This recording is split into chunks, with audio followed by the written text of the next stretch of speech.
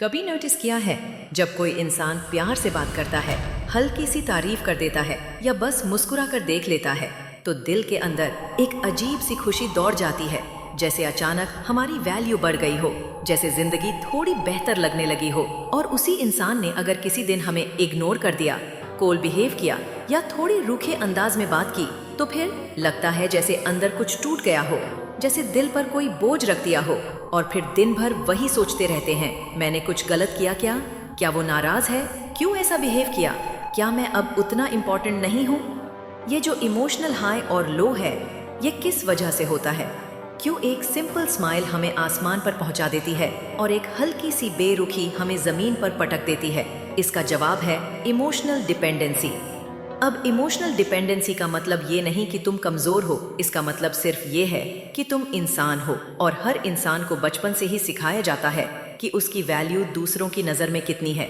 जब तुम छोटे थे और किसी ने कहा गुड बॉय या वेरी नाइस तो तुम इंस्टेंटली खुश हो गए, और अगर किसी ने डांट दिया, मुंह बना लिया या नज़रअंदाज किया तो तुम अंदर से दुखी हो गए। यही बचपन की कंडीशनिंग धीरे धीरे हमारे अंदर बैठ गई। हमें सिखाया गया कि हम उतने ही अच्छे हैं जितना कोई हमें अच्छा कहे, हम उतने ही प्यारे हैं जितना कोई हमें प्यार से देखे, हम उतने ही स्मार्ट हैं जितना कोई हमें स्मार्ट बोले। अब ये पैटर्न हमारे अंदर सबकॉन्शियस लेवल पर सेट हो गया है। हम आज भी वैसे ही रिएक्ट करते हैं जैसे एक बच्चा करता है, बस शक्ल बदल गई है, उम्र बढ़ गई है। इमोशनल डिपेंडेंसी की शुरुआत वहीं से होती है जब हम अपनी खुद की वैल्यू को मेजर करने लगते हैं दूसरों की नज़र से। अगर वो मुझे नोटिस करता है तो मैं स्पेशल हूँ, अगर इग्नोर करता है तो शायद मैं अच्छा नहीं हूँ। अगर अब बात आती है इस डिपेंडेंसी को ब्रेक कैसे करें। स्टेप 1, खुद को ऑब्जर्व करो।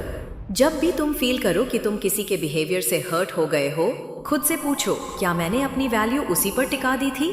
अक्सर जवाब होगा हाँ। स्टेप 2, चाइल्डहुड प्रोग्रामिंग को पहचानो। जैसे जैसे हम बड़े होते हैं, सोसाइटी हमें इनडायरेक्टली सिखाती है कि हमें दूसरों को खुश रखना चाहिए, इम्प्रेस करना चाहिए और अप्रूवल लेना चाहिए, और अगर हम ऐसा नहीं करते तो शायद हम लवेबल नहीं हैं। अब इस लॉजिक को तोड़ो, खुद से कहो मैं लवेबल हूँ चाहे कोई माने या ना माने, मैं वैल्यूएबल हूँ चाहे कोई अप्रिशिएट करे या नहीं।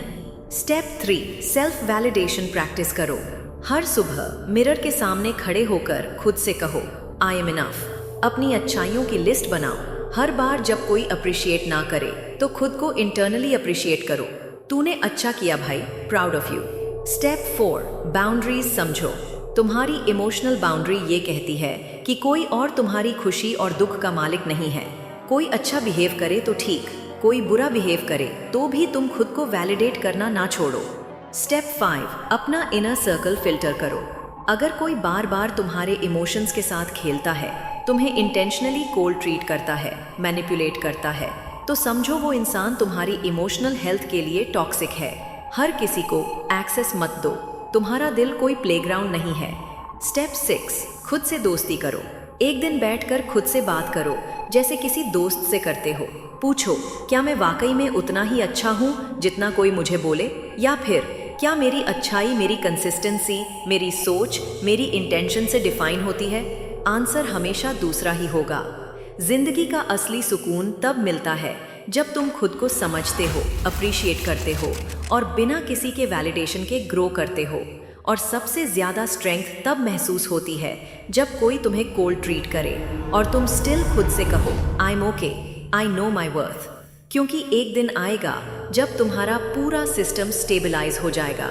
कोई कुछ कहे तुम सुनोगे लेकिन अब्जॉर्ब नहीं करोगे, कोई इग्नोर करे तुम नोटिस करोगे लेकिन हर्ट नहीं होगे, कोई रूखा बोले तुम समझोगे शायद उसका दिन खराब है पर तुम खुद पर डाउट नहीं करोगे।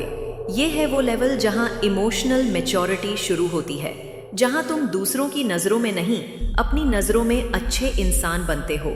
अगर ये वीडियो पसंद आई हो तो लाइक करना, कमेंट में बताना कैसा लगा, और ऐसे ही पावरफुल कंटेंट के लिए चैनल को सब्सक्राइब जरूर